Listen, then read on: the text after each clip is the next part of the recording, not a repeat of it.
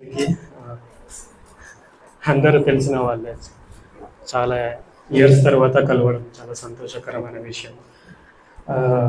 దేవుని యొక్క నడిపింపు అంటే ఈరోజు ఒకప్పుడు సైలెంట్గా ఉన్న కిరణ్ ఈరోజు మాట్లాడడం మీరందరూ చూస్తున్నారు. చాలామంది అంతకు తెలుసు, సునీల్కి తెలుసు. సో జీవితం మారుతూ ఉంది. అంటే యేసు ప్రభులో ఉన్నప్పుడు నేను ఆయన యందు, ఆయన నా యందు ఉన్నప్పుడు, ఆయనలో ఫలిస్తున్నప్పుడు ఖచ్చితంగా మనం చెప్పాల్సిన అవసరం లేదు. ఆ విధంగా కనపడుతూ ఉంటుంది. ఫ్రూట్స్ ఆ విధంగా కనపడటము. సో చిన్న సాక్ష్యంగా మరి కొంచెం నేను నేర్చుకున్న విషయాలు కూడా కొన్ని తెలియాలని నాకు ఆశ. నాకు తెలియదు అసలు ఈరోజు ఇట్లా వచ్చి మన సంఘంలో నిలబడి ఇంత అవకాశం అసలు రెగ్యులర్గా రావట్లేదు. నేను అసలు కంప్లీట్గా నేను నా దేవుని నడిపింపుని బట్టి నేను వేరే చోట వెళ్ళిపోయాను. But still first of all దేవునికి థ్యాంక్ యూ, నాకు ఈ అవకాశం ఇచ్చినందుకు. తర్వాత అన్నగారికి ఇంకా రాగానే ఇట్లా ఛాన్స్ ఇస్తారని కూడా నాకు తెలియదు. But still I prepared my self. ఖచ్చితంగా దేవుడి కన్నా ఒక అవకాశం ఇస్తాడు అని. అది నేను లాస్ట్ టైం మనం సోనీ వాళ్ళ ఇంట్లో కలిసినప్పుడే నేను డిసైడ్ అయిపోయాను, ఖచ్చితంగా నాకు సండే అవకాశం వస్తుంది. సో దేవుడిని నన్ను ఇట్లా నడిపించాడు, నేను వచ్చాను అనమాట. అయితే మరి ఇక్కడ నుంచి నేను వెళ్ళిపోయిన తర్వాత నాకు ఎప్పుడూ ఒకటి ఉండేది, అన్నతో కూడా అదే అనుకుండే, అన్న నేను ఖచ్చితంగా దేవుని కోసం నిలబడాలన్నా, దేవుని కోసం ఏదైనా చేయాలన్నా అని.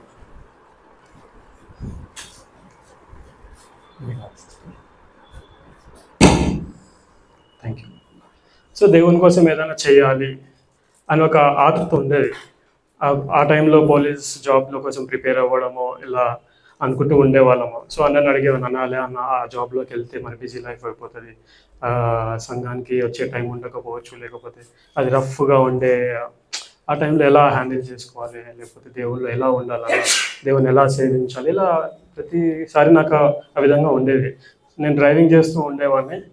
అండ్ దెన్ నాకు వచ్చిన ఆలోచన ఏంటంటే ప్రొఫెషనల్గా ఉండాలి, ఏదైనా ఆఫీస్లో జాయిన్ అవ్వాలి, జాబ్ చేసుకోవాలి. సో అట్లా అనుకున్నప్పుడు మరి కొందరు సలహా ఇచ్చారు, ఓకే ఎందుకంటే మ్యారేజ్ కూడా అవ్వలేదు కాబట్టి మంచి జాబ్ చేస్తే అమ్మాయి ఇస్తారు అన్నట్టు ఆ టైంలో అలా. అయితే దెన్ కాల్ సెంటర్లో జాయిన్ అయ్యాను. దేవునికి ప్రార్థన చేసుకున్నాను, కొంచెం నేర్చుకున్నాను కమ్యూనికేషన్ స్కిల్స్. సో కాల్ సెంటర్లో ఏంటంటే మనం మాట్లాడుతుంటాం కాబట్టి ఆ ప్రొఫెషనల్గా మనం ఉండగలుగుతాము, డిగ్నిటీ నేర్చుకుంటాము, ఒక కన్విన్సింగ్ స్కిల్స్ కానీ కమ్యూనికేషన్ స్కిల్స్ కానీ అట్లా నేర్చుకొని అంటే ఐడి కార్డ్ వేసుకుంటే చాలు అన్నట్టుగా నేను అనుకున్నాను. బట్ దేవుని అడిగాను, సరే నా జాబ్తో బ్లెస్ చేయము ప్రభు, ఒక మంచి స్థాయిలో ఉండాలి అని అనుకున్నాను. దాని తర్వాత క్యూ కనెక్ట్లో జాయిన్ అయ్యాను. దాని తర్వాత మళ్ళీ ఇంటర్నేషనల్ ప్రాసెస్లో ఉండాలి, మంచి కంపెనీలో చేసుకోవాలనుకున్నాను. అలా 24/7.ai అని ఇక్కడ ఉప్పల్లో ఉంది, అందులో జాయిన్ అయ్యాను. అది కంప్లీట్ నైట్ షిఫ్ట్స్, ఇంకా వాళ్ళకి యూఎస్ ప్రాసెస్ కాబట్టి అక్కడ కంప్లీట్ నైట్ షిఫ్ట్స్. ఇక్కడ మనకి నైట్ షిఫ్ట్స్ కంప్లీట్, అక్కడ వాళ్ళకి డే కాబట్టి ఇక్కడ మనం నైట్ వర్క్ చేయడం. సో అక్కడ నుంచి నాకు స్టార్ట్ అయింది మానసికంగా, శారీరకంగా హెల్త్ పాడవడము, ఇదంతా జరుగుతూ వస్తూ ఉంది. దేవునికి దూరం అవ్వడము. అండ్ దెన్ అక్కడ జాబ్ మానేసి మళ్ళీ శాలరీ హైక్ కోసం ఇక్కడ నేను నానక్రమ్గూడలో జాయిన్ అయ్యాను, సైటల్లో. అక్కడ జాయిన్ అయినప్పుడు కూడా నాన్ వెజ్ ప్రాసెస్ నేను చేస్తున్నప్పుడు అండ్ అంతా బాగుంది అనుకున్నాను. దేవుడు నాకు అనుకూలమైన ఇస్తున్నాడు, నన్ను ఒక లెవెల్లో పెడుతున్నారని. At the same time God's blessing నాకు ఇస్తున్నప్పుడు, దేవుని బ్లెస్సింగ్ నాకు ఇస్తున్నప్పుడు ఆ బ్లెస్సింగ్ని పట్టుకొని నేను దేవునికి దూరం అయ్యాను అనేది కూడా నాకు గమనికి వచ్చింది. సో అప్పుడు చాలామంది అన్నారు, అరే కిరణ్ నువ్వు ఎలా ఉండే ఏ స్థాయిలో ఉన్నావు, మంచిగా ఉన్నావు. సో జాబ్ కోసం అడగడం అట్లా అవుతూ వస్తూ ఉంది. తర్వాత క్వాలిటీ అనలిస్ట్గా అయ్యాను. క్వాలిటీ అనలిస్ట్ అయిన తర్వాత ఒక టీమ్ని హ్యాండిల్ చేయడం, ఇవన్నీ జరుగుతూ ఉంది. బట్ అప్పటికే మ్యారేజ్ అయింది. దెన్ అప్పుడు నాకు స్టార్ట్ అయింది, something is missing in my spirit అని. నా స్పిరిట్ ఎక్కడో మిస్ అవుతుంది, దేంతో కనెక్ట్ అవ్వట్లేదు. ఆతృత, ఆలోచన, ఒక స్ట్రెస్, యాంగ్జైటీ. అప్పుడు బ్రేక్స్కి నా స్నేహితులతో వెళ్ళేవాడిని, నా కొలీగ్స్తో వెళ్ళేవాడిని. వాళ్ళు స్మోక్ చేస్తుండే, నేను కూడా స్మోక్ నేర్చుకున్నాను, స్మోక్ చేస్తుండే. డ్రింకింగ్ అవన్నీ కూడా స్టార్ట్ అయిపోయినాయి. చెప్పాలంటే ఆ కల్చర్ అనేది అలవాటు అయిపోయింది అక్కడ ఉన్నటువంటి హైటెక్ సిటీ సైడ్. అండ్ తర్వాత అన్న యొక్క బోధనలు, ఇక్కడ ఫౌండేషన్ నాకు టబర్నకల్ చర్చ్లో పడ్డది. ఇది ఎక్కడ పోయినా నేను చెప్పుకుంటాను. ఆ బేసిక్ బోధనలు నన్ను తర్వాత దేవుని దగ్గర లాగాయి. ప్రతి అనుభవం నన్ను దేవుని దగ్గర తీసుకొని వచ్చింది. సో దేవునికి అంతకుముందు బ్రేక్స్ ఉన్నప్పుడు కొలీగ్స్తో వెళ్ళేవాను కదా. సో తర్వాత ఆ బ్రేక్స్ అనేది వాళ్ళతో వెళ్ళడం మానేసి దేవునితో సమయం గడపాలని కింద ఓపెన్ ప్లేస్ ఉన్నప్పుడు అక్కడ నడుస్తూ దేవునికి ప్రార్థన చేసుకునేవాడిని.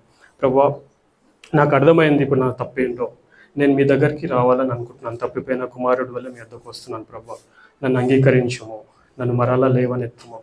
ఇప్పుడు మీ నీతిని మీ రాజ్యాన్ని వెతకాలని ఆశిస్తున్నాను. ఏ విధంగా నేను మీ నీతిని మీ రాజ్యాన్ని వెతకాలి నాకు నేర్పించు. అలా వెతుకుతున్నప్పుడు నాకు అది దొరుకున్నట్లు నాకు సహాయం తెచ్చేయండి అంటాడు కదా యేసుప్రభుడు కూడా, మీకు ఇవ్వబడను, తట్టుడు మీకు తెరవబడను.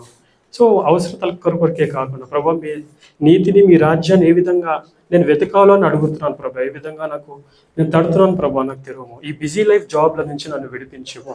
ఎందుకంటే కంప్లీట్ నైట్ షిఫ్ట్స్ అంటే ఏమైపోతుందంటే అక్కడ వర్క్ చేయడము, ఇంటికి రావడము, పడుకోవడము, అండ్ దెన్ మళ్ళీ లేచే వరకు, మళ్ళీ రెడీ అయ్యే వరకు మళ్ళీ క్యాబ్ వస్తుంటుంది, వెళ్ళిపోవడమే. 2 వీక్ ఆఫ్స్ ఉంటాయి వీక్. ఇలా ఒక వీక్ ఆఫ్ పడుకోనికే అయిపోతుంది, ఇంకో వీక్ ఆఫ్ సండే చర్చ్ పోతే ఏం లాభం. అండ్ అది కంప్లీట్గా కస్టమర్ సపోర్ట్ కాబట్టి సాటర్డే సండే ఫిక్స్డ్ కాదు. సో అటు సంఘంగా సహవాసం లేదు, ఇటు కుటుంబంగా రీసెంట్గా మ్యారేజ్ అయింది, ఇట్లా సమయం లేదు, అటు దేవుళ్ళలో సమయం లేదు. కానీ అన్న నాకు ఒకటి చెప్పింది, ఒకటైతే గుర్తుంది ప్రతాపన్న గారు. అదేంటంటే మూలాలిలో ఎవరో అంకుల్ చనిపోతే మనం వెళ్ళినామన్నా అక్కడ మనం భోజనాలు చేస్తున్నప్పుడు అన్నారు, కిరణ్ దేవుడు నేను గొప్పగా వాడుకోబోతున్నాడు భవిష్యత్తులో.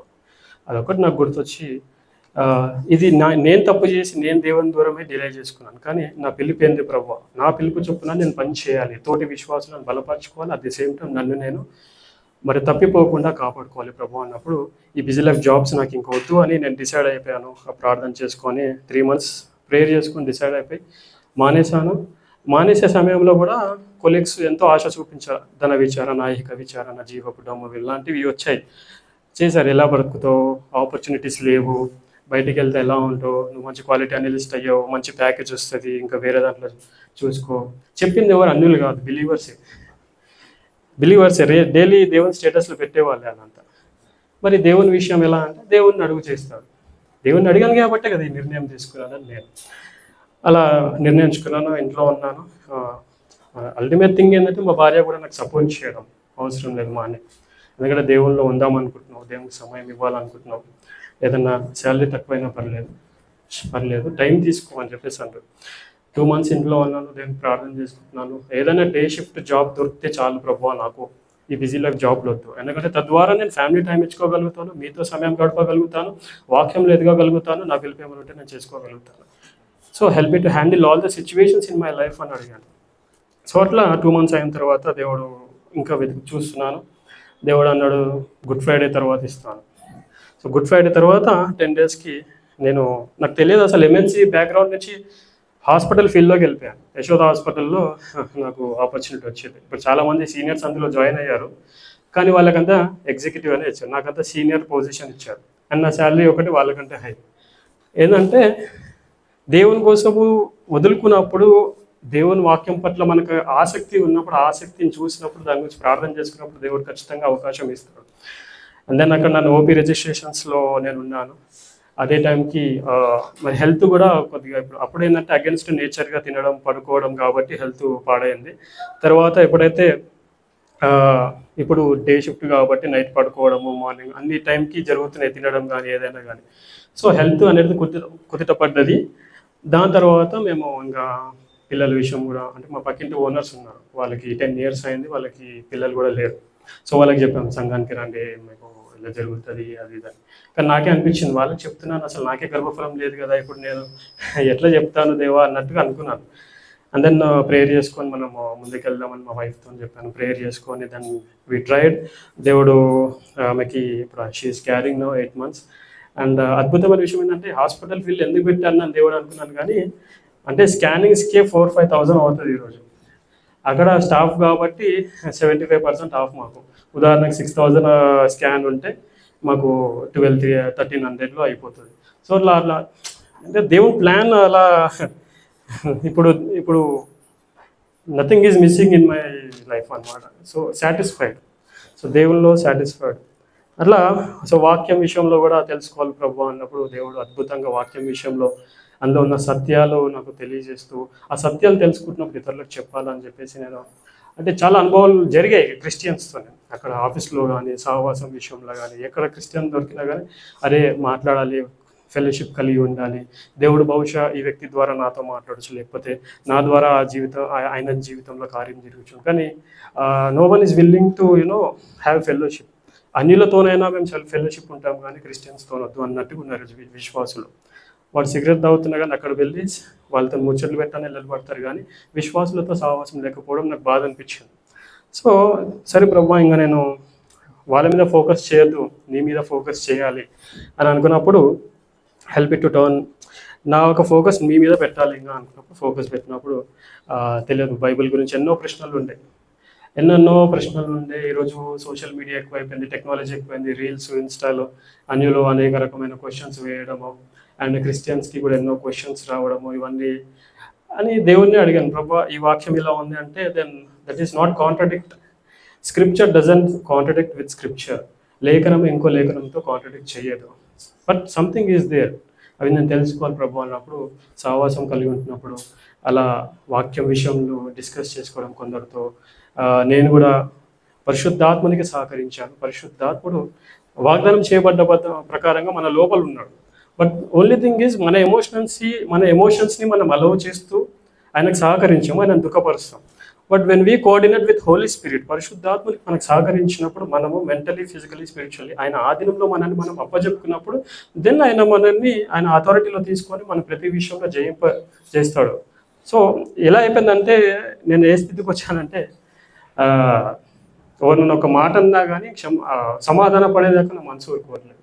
ఒకసారి అలాగే బిల్లింగ్ చేసేటప్పుడు మా ఎగ్జిక్యూటివ్ వచ్చాడు, ఒక పిఆర్వి వచ్చాడు, బిల్ చేసుకొని వెళ్ళాడు, మధ్యలో దూరాడు, మధ్యలో ఇది చేసుకొని వెళ్ళాడు. నేను కోపపడ్డా, లైన్లో రావాలి, ఏంది పరిస్థితి, మీరే ఎగ్జాంపుల్గా ఉండాలి, మీరే పేషెంట్స్ లైన్లో ఉన్నప్పుడు మీరు ఎందుకు మధ్యలో వస్తున్నారు అని అని అన్నాను. ఆయన వెళ్ళిపోయాడు, సారీ బాస్ అని వెళ్ళిపోయాడు. బట్ లోపల సంథింగ్ ఈజ్ అర్జింగ్ మీ, నువ్వు అలా మాట్లాడి ఉండాల్సింది లేకుండే, పోయి క్షమాపణ అడుగు, పోయి సమాధాన పడు, పోయి నేను ఫోన్ చేసి చెప్పాను, అన్న నన్ను క్షమించండి, నా తప్పు అయిపోయింది, ఇట్లా కాదు, నేను ఎప్పుడు పర్లే బ్రదర్, మీరు అలా ఎప్పుడు మాట్లాడారు, మీరు ఏదో ఆ టైంలో వచ్చిన ఫ్రస్ట్రేషన్కి అలా మాట్లాడారు, మీ సంగతి నాకు తెలిసిలే, పర్లేదు అన్నాడు. అయినా ఊరుకోలేదు, నేను వెళ్ళి కలిసి మళ్ళీ హత్తుకొని మళ్ళీ క్షమాపణ పొందుకోవాలి. సో ఆ సిచ్యువేషన్కి పరిశుద్ధాత్ముడు తీసుకుని వచ్చాడు. అన్న చెప్పినట్టుగా no one is perfect, but we try to be perfect by the help of the Holy Spirit. పరిశుద్ధాత్ముడు పర్ఫెక్షన్లోనికి నడిపిస్తూ వస్తుంటాడు, పరిపక్వతలోనికి, క్రీస్తులో మెచ్యూర్డ్ లెవెల్లోకి మనం ఎదుగుతూ ఉండాలి. సో అట్లా వాక్యం విషయంలో దెన్ వ్యక్తిగతంగా అయితే దేవుని పని చేస్తున్నాను, ఇతరులతో పంచుకుంటున్నాను, ఇతరులను బలపరుస్తున్నాను, ఇతరులను దేవుని దగ్గరికి తీసుకొని వస్తున్నాను, వాక్యం విషయంలో అవగాహన కల్పిస్తున్నాను. బయట ఎన్నో దుర్బోధనలు నడుస్తున్నాయి. బట్ ఒకటేంటంటే 2-3 మాటలు కూడా నాకు కూడా పంచుకోవాలని ఉంది. ఒక ఇన్ కేస్ అన్నగారు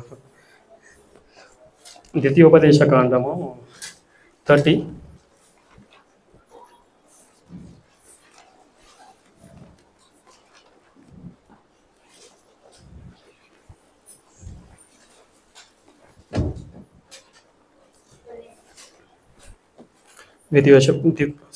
Deuteronomy 30వ అధ్యాయం 11వ వచనం, ద్వితీయోపదేశ కాండము.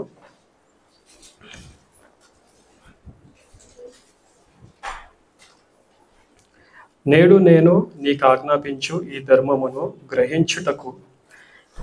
పాత నిబంధనలో వాళ్ళకి ధర్మశాస్త్రమే బైబిల్ అని మనం అనుకోవచ్చు, కానీ మనకి పాత నిబంధన, కొత్త నిబంధన రెండు కలిపి బైబిల్ అయింది. సో ఈ బైబిల్లో గ్రహించుటకు అంటే అప్లికేషన్ ఇస్ డిఫరెంట్. అంటే వాక్యంకి ఒకటే అర్థం ఉంటుంది, బట్ మనం చదువుతున్నప్పుడు అప్లికేషన్ మనం మల్టిపుల్గా తీసుకోవచ్చు మన లైఫ్కి తగ్గట్టు మనల్ని మార్చడానికి. సో ఈ ధర్మశాస్త్రం, ఈ బైబిల్ గ్రహించుటకు నీకు కఠినమైనది కాదు, దూరమైనది కాదు. It is not hard thing for us to follow, because Holy Spirit మనలో ఉన్నప్పుడు, క్రీస్తు ఆత్మ మనలో నివసిస్తున్నప్పుడు ఆయన ధర్మశాస్త్రాన్ని ఆల్రెడీ నెరవేర్చాడు కనుక that is easy for us to follow actually. But ఆయనకు సమయం ఇచ్చినప్పుడు, ఆయన అథారిటీ కిందకి మనం వచ్చినప్పుడే. సో కఠినమైనది కాదు, దూరమైనది కాదు. మనము దానిని విని గాయకున్నట్లు, ఏది బైబిల్ యొక్క వాక్యాన్ని కానీ, లేకపోతే ఇప్పుడు ఆ రోజు అంటే ఏంటంటే వాళ్ళ చేతిలో ఫిజికల్గా వారికి టెక్నాలజీ లేకపోవచ్చు, లేకపోతే ప్రతి ఒక్క ప్రజలకి ఏంటంటే యాక్సెస్ అనేది వారి ఇంట్లో ధర్మశాస్త్రం ఉండేది కాదు. కానీ అది సంఘంలో నిబంధన పక్కకు ఒకటి ఉండేది, యాజకుని దగ్గర ఒకటి ఉండేది, రాజు దాన్ని కాపీ చేసుకొని ఆయన పెట్టుకోవాలి. ఎందుకంటే దాన్ని బట్టి ఆయన నడవడము, అక్కడ కింగ్డమ్ రూల్ చేయడము. సో ఇప్పుడు మన చేతిలో, అందరి చేతిలో బైబిల్ ఉన్నది. ఓకే, సో మనము దానిని చదివి గాయకొనున్నట్లు అని మనం వీకెన్ అంటే భూషణాన్ని ఇందాక పాట ప్రార్థనలకి ఎట్లా చేస్తుండో. సో అప్లికేషన్, సో మనము దానిని చదివి గైకొనున్నట్లు ఎవడు ఆకాశమునకు ఎక్కిపోయి మన యొద్దకు దాన్ని తెచ్చును అని నీవు అనుకొనుటకు అది ఆకాశమందు ఉండినది కాదు. ఈరోజు బైబిల్స్ అందరూ మన చేతిలో ఉన్నాయి, మన గృహంలో ఉన్నాయి. అది చదివినప్పుడు మన మనసులో ఉంది, మన నోట ఉంది, మన హృదయంలో ఉంది. సో ఈరోజు షెల్ఫ్లో బైబిల్ పెట్టేస్తాం, ఇంటికి వెళ్తే అది అంటే సారీ నేను ఎవరిని ఉద్దేశం చెప్పట్లేదు అన్న రాసిన ప్రకారంగా. సో జస్ట్ జనరల్గా మాట్లాడుతున్నాను. ఏదో సెల్ఫ్ పైన పెట్టేసి ఇప్పుడు ఆకాశం పైకి వెళ్ళి ఇప్పుడు అది ఆకాశం పైన ఉన్నట్టుగా అనిపిస్తుంది ఇంట్లో. ఎందుకంటే నేను చాలా చూశాను క్రైస్తవులు ఎలా అంటే సండే 2 గంటలు, బట్ మండే టు సాటర్డే ఎక్కువ కదా, 6 రోజులు ఎక్కువ సమయం, ఎక్కువ అన్యులతో గడుపుతాం. ఉద్యోగంలో అన్యులే, ప్రతి చోట మనకి హేతు అడుగు ప్రతి వానికి సాత్వికంతో సమాధానము ఇవ్వాలి అని ఉంది వాక్యం. సో మనం వాక్య అవగాహన ఉంటే మనము మన విశ్వాసం గురించి మన వాక్యానికి మన విశ్వాసానికి మనం న్యాయం చేయగలుగుతాం. సో మన యొద్దకు దాన్ని తెచ్చడం అని నీవు అనుకున్నట్టుకు అది ఆకాశమందు ఉండినది కాదు, మనము దాన్ని విని గైకొనున్నట్లు ఎవడు సముద్రము దాటి మన యొద్దకు దాన్ని తెచ్చునని నీవు అనుకున్న నేల అది సముద్రపు వద్దర మించినది కాదు. నీవు దానిని అనుసరించుటకు ఆ మాట నీకు బహు సమీపముగానున్నది, నీ హృదయమున నీ నోటనున్నది. బైబుల్ మనకి సమీపంగా ఉంది కదా. మనం ఏదో క్లాక్ టవర్ దగ్గర బుక్ స్టోర్కి వెళ్ళేసి అక్కడ పోయి చదువుకొని లైబ్రరీలో పోయి చదువుకునే స్థాయి కాదు కదా. మన ఇంట్లో ఉంది, మన చేతిలో ఉంది, మనం ధ్యానిస్తున్నప్పుడు మన నోట మన హృదయంలో ఉంది. సో ఓన్లీ 2 థింగ్స్ ఏంటంటే నేను చెప్పేది, పరిశుద్ధాత్ముడు మన లోపల, వాక్యము మన చేతిలో. Both must be combined. ఈ 2 కలిసినప్పుడే సత్యం బయటకు వస్తుంది. ఈ సత్యం బయటకు వచ్చినప్పుడు మనము ఇంటింటికి వస్తున్నారు చాలామంది, యెహోవా సాక్షులు, ఇంకా ఇతరులు వస్తున్నారు. నేను మా అత్తగారి ఇంటికి ఉన్నప్పుడు వచ్చారు ఒకళ్ళు, యెరూషలేం తల్లి అని నాకు చెప్పే ప్రయత్నం చేశాను. నేను ఇంట్లోకి రానియదు వాళ్ళని, బయటనే నిలబెట్టిన వీళ్ళందరినీ ఇంట్లో కూర్చోమని చెప్పినారు. చెప్పే ప్రయత్నం చేస్తున్నారు, వాక్యాన్ని తీసి. యేసు ప్రభు చూసారా, పస్కా పండుగను ఆచరించాడు, శనివారం చేశాడు. అరే ద కాంటెక్స్ట్ అనేది అంటే నాకు తెలియదు. ఇట్లా అది నేను అసలు ఇట్లా నిలబడి కూడా మాట్లాడుతున్నా అంటే దేవుడు ఆ స్థాయికి నడిపించాడు. అంటే సందర్భం ఏంటిది, న్యూ టెస్టిమెంట్ పునాదులు పడుతున్నాయి, అప్పుడు ట్రాన్సిషన్ పీరియడ్, అప్పుడే ఫౌండేషన్ పడుతుంది. సో అలా చెప్పే ప్రయత్నాలు చేశారు. ఆ తర్వాత వాళ్ళు కొంచెం అంటే వాళ్ళు డిసైడ్ అయ్యారు కాబట్టి అదే చెప్దామని అనుకుంటున్నారు, అదే చెప్తున్నారు. బ్రదర్ పర్లేదు, వి లవ్ యూ, పర్లేదు, ఇట్స్ ఓకే, మీరు వెళ్ళిపోండి అని చెప్పేసి చెప్పాను. అంటే నాకు అనిపించింది ఏంటంటే ఇలాంటి పరిస్థితులు చూస్తున్నప్పుడు, నేను ఇవన్నీ చదువుకున్నప్పుడు నేర్చుకున్నప్పుడు నేను ఏదో బోధించాలి చేయకుండా అయిపోవాలని కాదు, కానీ బట్ ఏమి జరుగుతుంది అంటే నన్ను నేను అసత్య బోధ వైపు నా చెవులను నేను తిప్పకుండా, నా హృదయాన్ని తిప్పకుండా నన్ను నేను కాపాడుకుంటాను. అట్ ది సేమ్ టైం నా కుటుంబం ఉంది, ఇప్పుడు మా భార్య కానీ పిల్లలు కానీ వారు కూడా అలాంటి బోధకు తిరిగిపోకుండా వారిని కాపాడుకోవచ్చు. సో తర్వాత స్నేహితులు కానీ విశ్వాసులు కానీ. సో ఇట్లా మనం సత్యంలో ఎదుగుతున్నప్పుడు ఇతరులకు సత్యం చెప్పడం అంతే.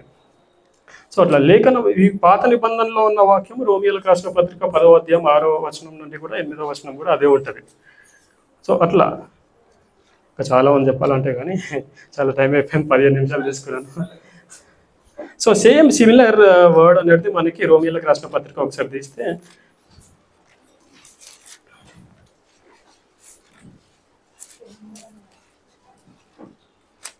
10వ అధ్యాయము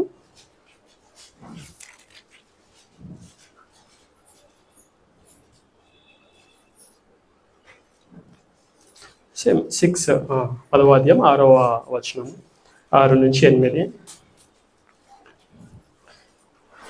అయితే విశ్వాస మూలమగు నీతి ఇలాగూ చెప్పుచున్నది, ఎవడు పరలోకానికి ఎక్కిపోవును అనగా క్రీస్తు క్రిందికి తెచ్చుటకు, లేక ఎవడు అగాధములోనికి దిగిపోవును అనగా క్రీస్తు మృతుల నుండి పైకి తెచ్చుటకు అని నీవు నీ హృదయములో అనుకొనవద్దు. సిమిలర్గా సింక్ అవుతుందో పాత నిబంధనలు ఏదైతే వాక్యం ఉందో. So old testament is all about upcoming 4th shadow of Messiah Jesus Christ.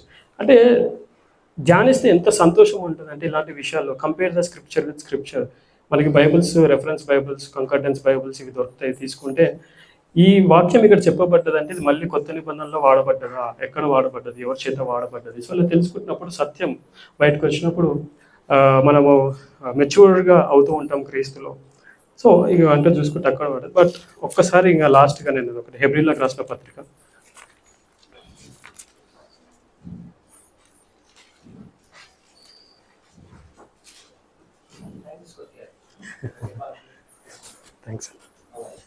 Thank you అన్న.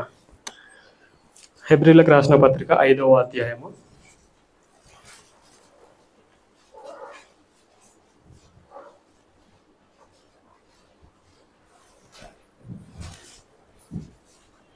5వ అధ్యాయము 11వ వచనము. ఇందును గురించి మేము చెప్పవలసినవి అనేక సంగతులు ఉన్నవి కానీ, ఇందును గురించి మేము చెప్పవలసినవి అంటే యేసు ప్రభువుని గురించిన సంగతులు అనేకమైన ఉన్నవి కానీ, మీరు వినుటకు మందులైనందున వాటిని విశదపరచుట కష్టము. ఎందుకంటే విశ్వాస జీవితంలో మన లెవెల్ని బట్టి మనము డల్గా అయిపోవడము, విశ్వాస జీవితంలో మెచ్యూరిటీ లెవెల్లోకి ఎదిగినప్పుడు యేసుప్రభుని గురించి అనేక విషయాలు ఉన్నాయి చెప్పుకోవడానికి. అవి చెప్పినా మీకు అర్థం కావని హెబ్రీ గ్రంథకర్త రాస్తూ చెప్తున్నటువంటి విషయం. సో ఇక్కడ 12th verseలో చూసుకుంటే, కాలమును బట్టి చూచితే మీరు బోధకులుగా ఉండవలసిన వారై ఉండగా దైవక్తులలో మొదట మూలపాఠములను ఒకడు మీకు మరలా బోధింపవలసి వచ్చాను. మీరు పాలు త్రాగవలసిన వారే కానీ బలమైన ఆహారము తినగలవారు కారు. సో కాలంను బట్టి చూస్తే ఈరోజు మనము మన ఎక్స్పీరియన్స్ ఏంది, మనము ఎప్పుడు నమ్ముకున్నాను యేసు ప్రభుని, 10 ఏళ్ళైందా 20 ఏళ్ళైందా, బట్ స్టిల్ మనం ఇంకా విశ్వాసులు కానీ పాలు తాగే పిల్లలు కానీ ఉన్నామా, లేదా ఎదుగుతున్నామా, సాక్షులుగా నిలబడుతున్నామా, శిష్యులుగా అయ్యామా, ఇతరులకు చెప్పగలుగుతున్నామా. సో మన స్థాయి మనం తీసుకోగలుగుతున్నాం. కృపావరములు అందరికి ఇవ్వబడ్డాయి, విశ్వాసులకు అందరికి ఇవ్వబడ్డాయి.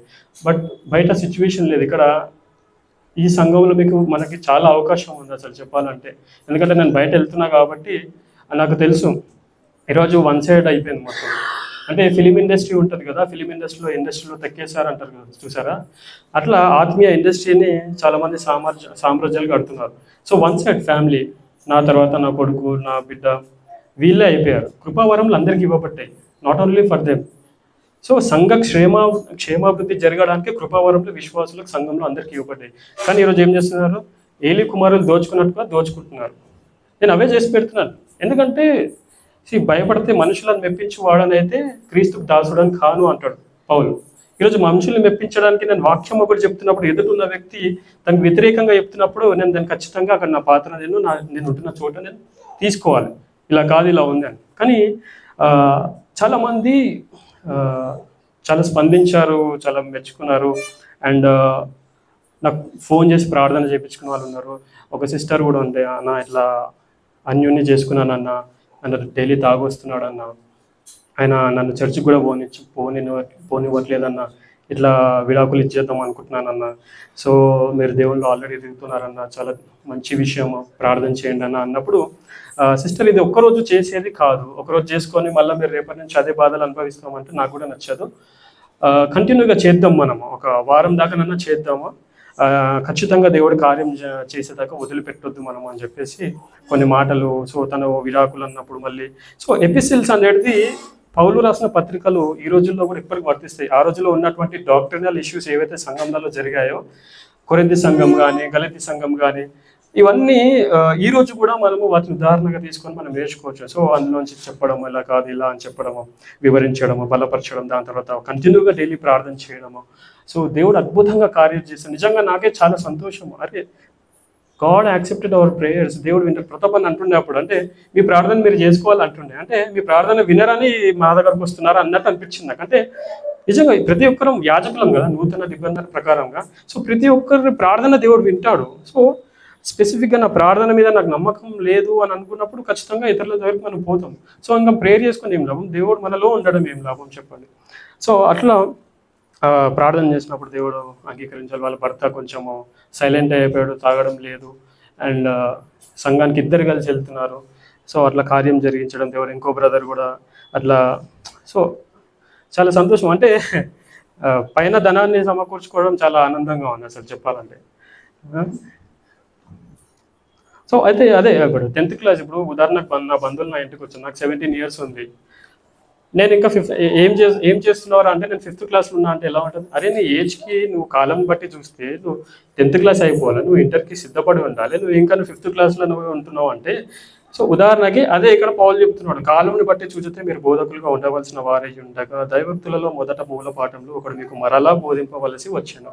మీరు పాలు తాగాల్సిన వారే కానీ బలమైన ఆహారము తినగలవారు కాదు. మరియు పాలు త్రాగు ప్రతివాడును శిశువే గనుక నీతి వాక్య విషయంలో అనుభవం లేనివాడై ఉన్నాడు.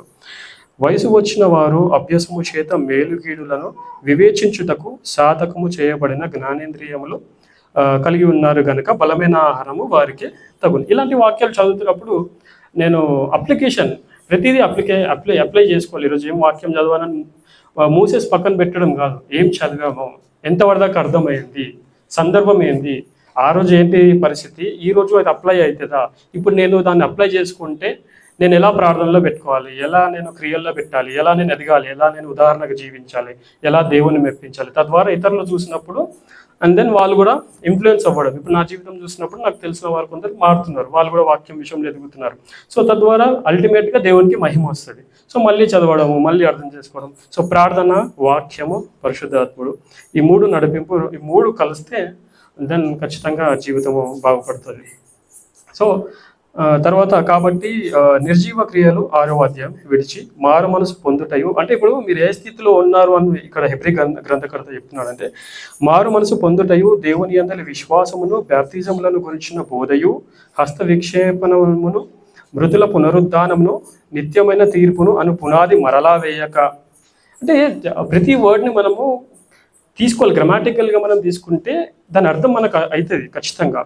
సో మృతుల పునరుద్ధానమును, నిత్యమైన తీర్పును అని పునాది మరలా వేయక, క్రీస్తుని గురించిన మూలోపదేశము మాని సంపూర్ణ మగుటకు సాగిపోదాము. Perfect in all the situations.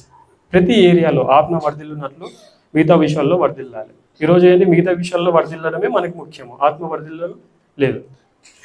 Spiritual లైఫ్లో క్రీస్తులో పరిపక్వతలోనికి రావడం.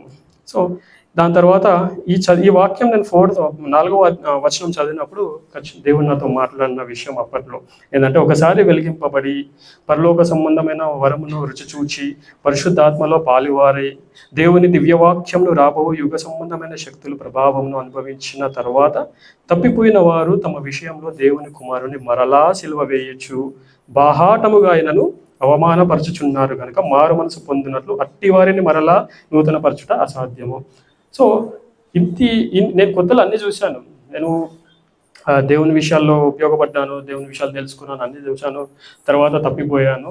అండ్ దెన్ దేవునికి వ్యతిరేకమైన కార్యాలు.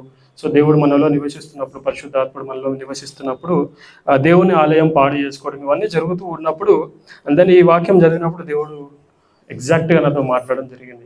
అండ్ దెన్ అప్పటి నుంచి నేను, అంటే ఇంకో చోట ఉంటుంది కదా కొరింథీయులకు రాసిన పత్రికలో, దేవుని పాత్రలోనిది దయ్యంల పాత్రలోనిది మీరు రెండు కలిపి ఒకటేసారి చేయి వేయొద్దు అని. అండ్ దెన్ అప్పటి నుంచి నేను ఎప్పుడైతే బల్ల తీసుకోవడం స్టార్ట్ చేస్తున్నానో అప్పటి నుంచి నేను ఒకటే ప్రార్థన చేసుకున్నాను, lord help me to not crucify your son again in my life.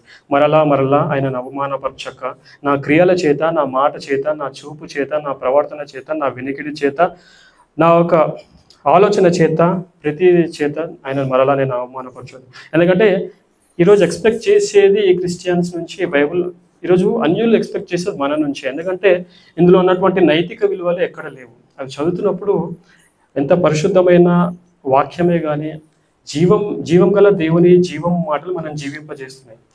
ఈ బైబిల్ని పట్టుకున్నప్పుడు ఎక్స్పెక్టేషన్ ఉంటుంది, మీరు ఇలా ఉదాహరణగా జీవించాలి కదా, మీరే ఎలా చేస్తున్నారని ఈరోజు ప్రశ్నిస్తున్నారు.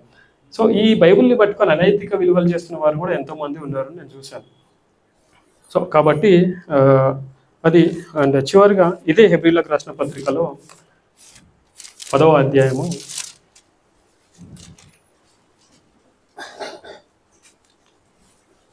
సో ఫైనల్గా ఇది ఒకటి చెప్తాను నేను.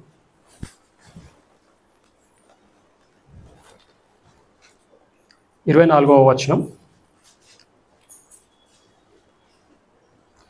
కొందరు మానుకున్నట్టుగా ఏం మానుకుంటున్నారు, సమాజముగా కూడుట మానక. అంటే ఇప్పుడు మనం సమాజంగా ఆల్రెడీ కూడుకున్నాం, ఇక్కడ సంఘంగా కూడుకున్నట మానక. అప్లికేషన్ చెప్పాను కదా, మళ్ళీ దాన్ని అన్వయించుకోవచ్చు. ఎట్లా, సమాజంగా, కుటుంబంగా, విశ్వాసులతో లేదా స్నేహితులతో కూడుకున్నట మానక, ఒకరినొకడు హెచ్చరించచ్చు. దేన్ని బట్టి, వాక్యాన్ని బట్టి హెచ్చరించుకోవాలి. నువ్వు ఇలా చేస్తున్నావు, ఇది కాదు, ఇది పద్ధతి కాదు, ఇది దేవుని గణపరచడానికి, ఉదాహరణకు జీవించడానికి, అంటే ఒకరినొకరు పైకి లేవనెసుకోవడమే కదా. హెచ్చరించచ్చు, ఆ దినము సమీపించుట మీరు చూచిన కొలది మరీ ఎక్కువగా అలాగూ చేయొచ్చు. ప్రేమ చూపుటకును, ఇందాక అన్నాడు కదా అన్న ప్రేమ చూపుటకును, సత్కార్యములు చేయుటకును ఒకరినొకడు పురికొల్పవలెనని ఆలోచించము. ఒకరినొకరు ఎంకరేజ్ చేసుకోవడం, మోటివేట్ చేసుకోవడము, దేవునిలో బలపరచుకోవడం, అదే పని నేను స్టార్ట్ చేశాను అనమాట. సో చాలా మందితో ఇక్కడ ఉన్నవారు కూడా మాట్లాడుతుంటారు, బలపరచుకోవడం, ఎదిగించడం, దేవుని పని చేయడం చాలా సంతోషం, దేవుని రాజ్యంలో పనిచేయడం. ఇంతే నేను చెప్పాలనుకున్నది. ఇంకేమనంటే నన్ను కరెక్షన్ చేయండి తర్వాత కూర్చోబెట్టి పర్లేదు. బట్ ఫైనల్గా నాకు ఒకటి మళ్ళీ గుర్తొచ్చింది, సారీ. అసలు ఎక్స్ప్లెనేషన్ కూడా అవసరం లేదు, వాక్యం చదివితే అర్థమైపోతుంది మనకి అది ఏం చెప్తుంది అనేది.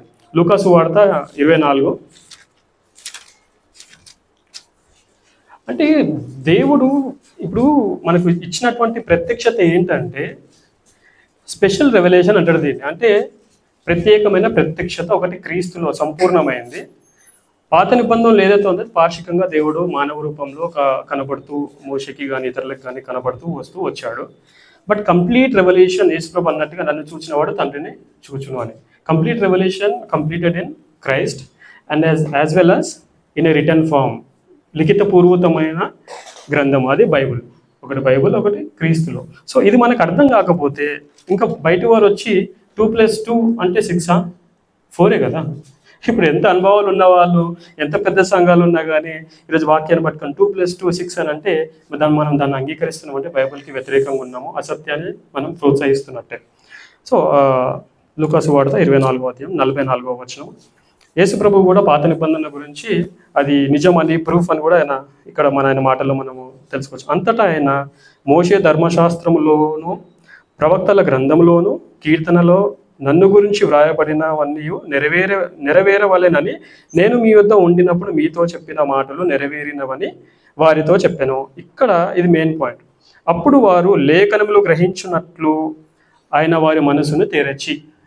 సో ఇప్పుడు ఇది చదివాను నేను. ఇప్పుడు నేను ఏం చేస్తాను? Lord open my mind to understand the very revolution of you, to understand the బైబుల్ని అర్థం చేసుకోవడానికి, మీ వాక్యం అర్థం చేసుకోవడానికి, మీ యొక్క ప్రత్యక్షతను అర్థం చేసుకోవడానికి నా మనసును తెరువుము, నా హృదయాన్ని తెరువుము అని అట్లా ప్రతిదీ ఇంప్లిమెంట్ అనమాట. సో కీర్తనలు ఉన్నాయి, కీర్తనలో కూడా ప్రార్థన ఉంది, ఆరాధన ఉంది.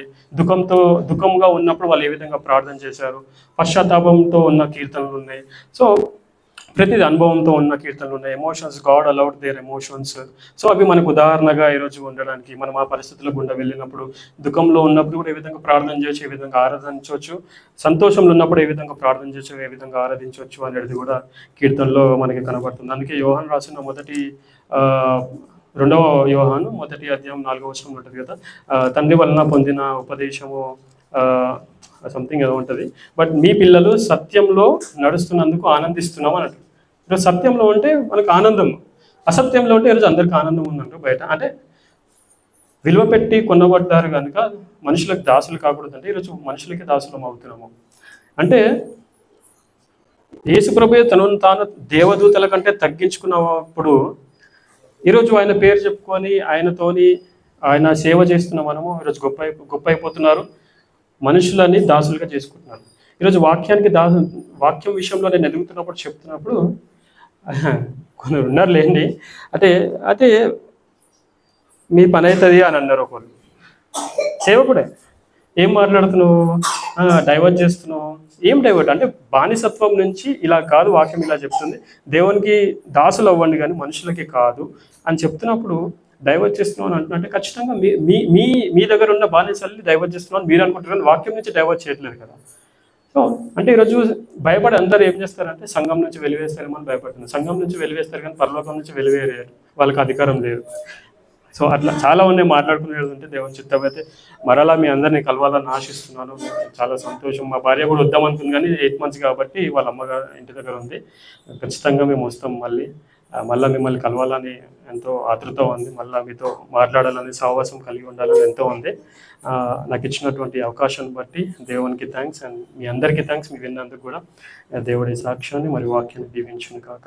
ఆమేన్.